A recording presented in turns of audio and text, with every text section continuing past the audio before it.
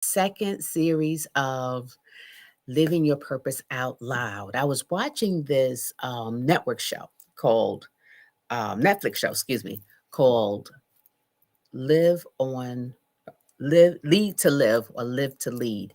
And I was just amazed at how these people who are leaders have figured out something that a lot of us are still struggling with.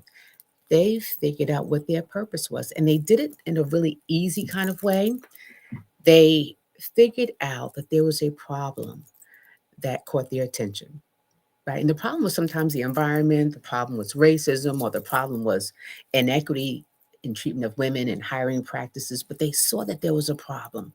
And instead of waiting for someone, they decided to be the someone, to take one big step. It felt for them like one small step. It was a big step in being courageous.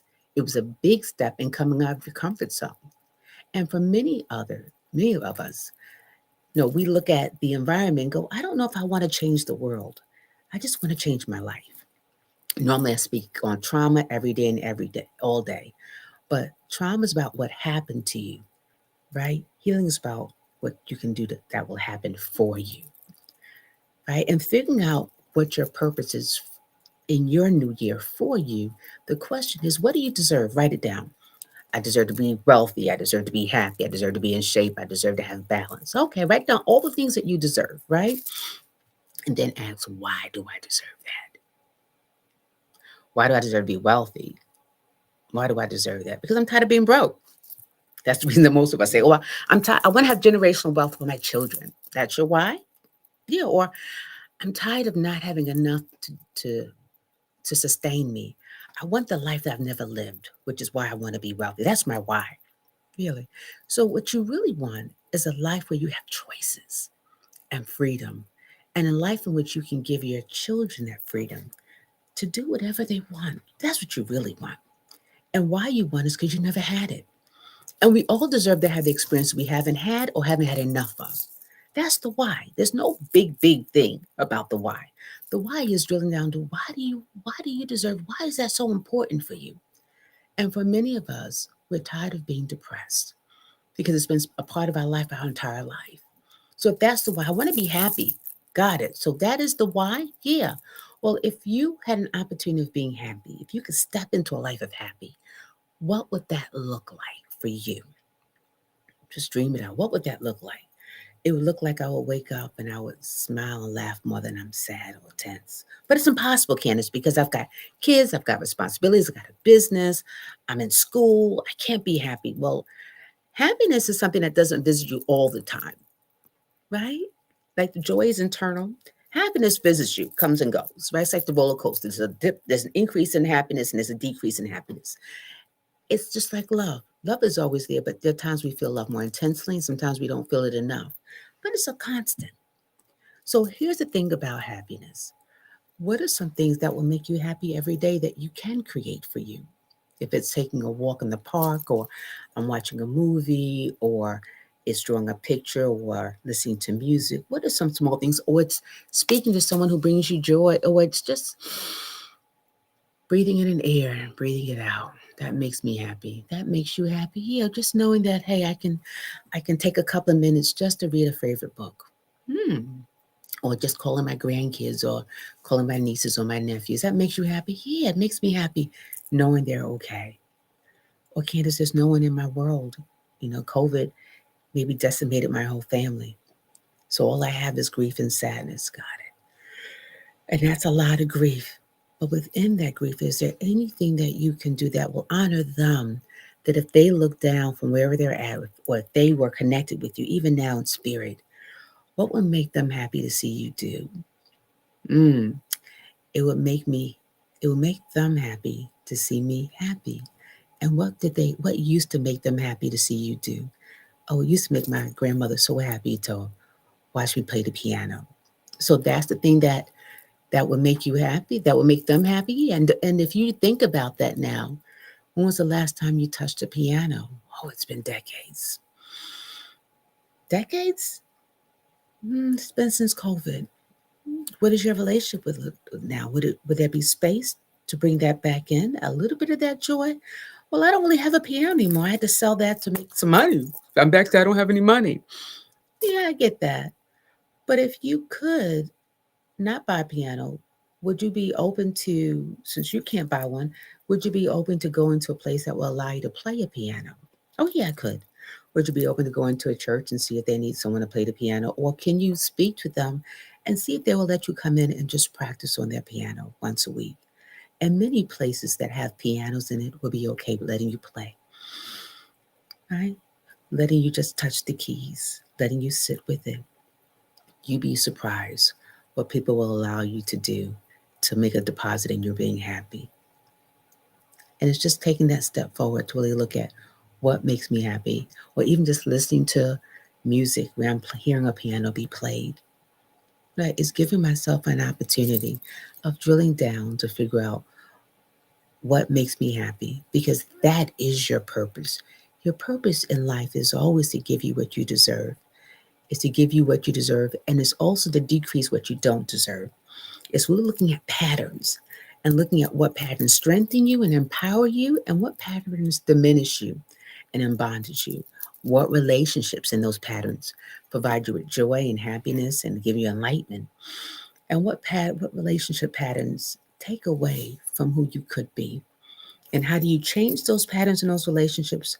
How do you strengthen it? Or how do you seek out more people who give you what these other relationships give? Or how do you seek out less people who take away from you that sense of empowerment, that sense of self? Right? Because your job, your biggest purpose in life is to figure out what's the life that you want for you, that you deserve. And what does that look like, with or without the people who make you you? Because for a lot of us, COVID erased people in our lives physiologically, but it didn't erase people spiritually from our lives, and it didn't erase people from our hearts. For many of us, we never sit down to ask the question, what do I dream for myself? What do I want for myself?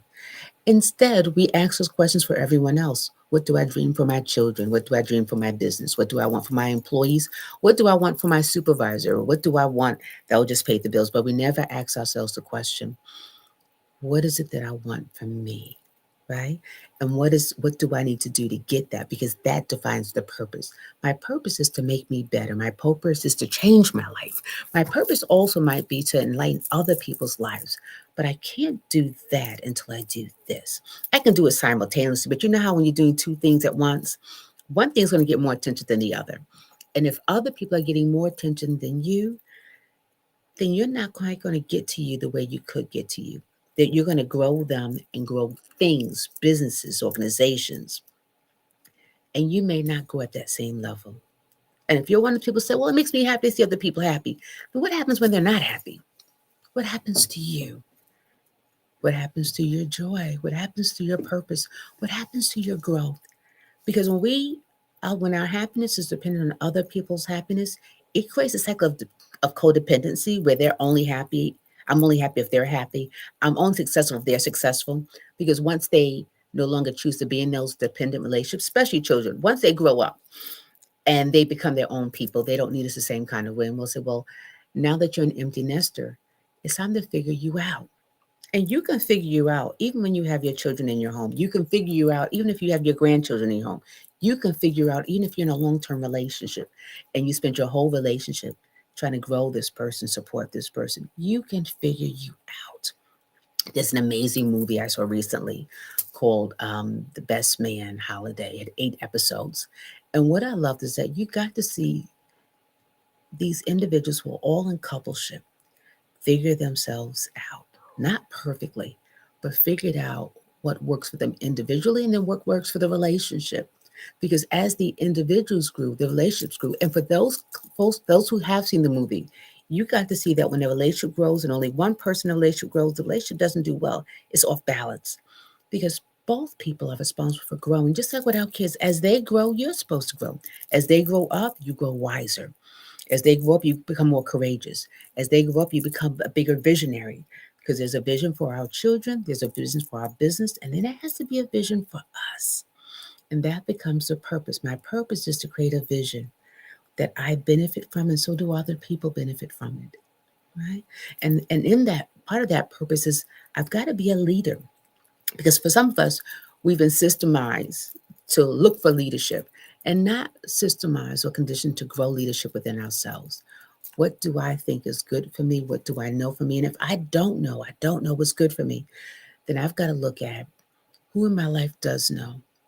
And if I ask themselves in turn, if I ask them what would they want from me, what would they say? They wouldn't say anything. Then no leader has spoken over your life. So if you love someone in your life, what would you dream for them? If that person was you, looked like you, acted like you, what would you want for them? And sometimes it's easy to take a step back and think about if this was on my children have my same life, what would I want for them? What would I say how to solve it? What would I direct them? What would my advice look like or sound like? And how would I help them do that? How would I help them achieve those goals? And if you can do that, thinking about your children or thinking about your partner or thinking about your relatives or thinking about your employees or coworkers, then you can think about you. Take a step back and think, what would I want for the person I love the most? And if there's no person I love the most, what would the person I love the most want from me? Right? And if there's no person that I love in my world at all, if there was somebody, what would I want for that somebody in my life? What would I want for them?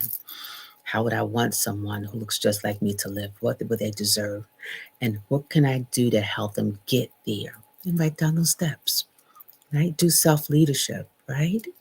Like there's a great book about love. I'm horrible with names, so excuse me. It's called Pray, Love. Pray, Love, and something. If you know it, put it in the chat.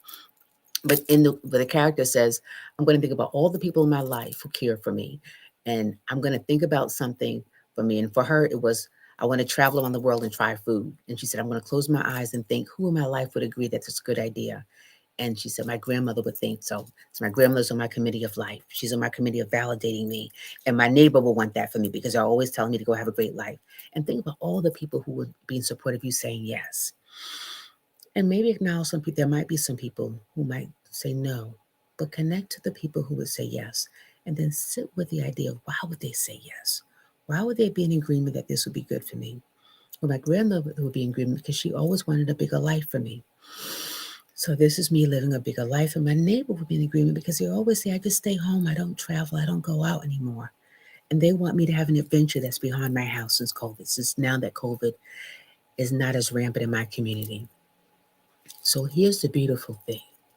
Leading you is leading you into a place you've never been, into a dream that you've never obtained.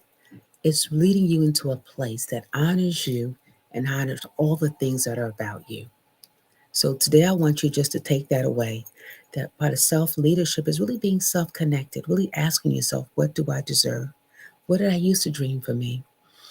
What would honor me now at this point in my life? If I could make time for me and I could step into, take that time and be a time capsule and go forward or backward, where would I land and what would I change? And can I make those same changes now, even at this age?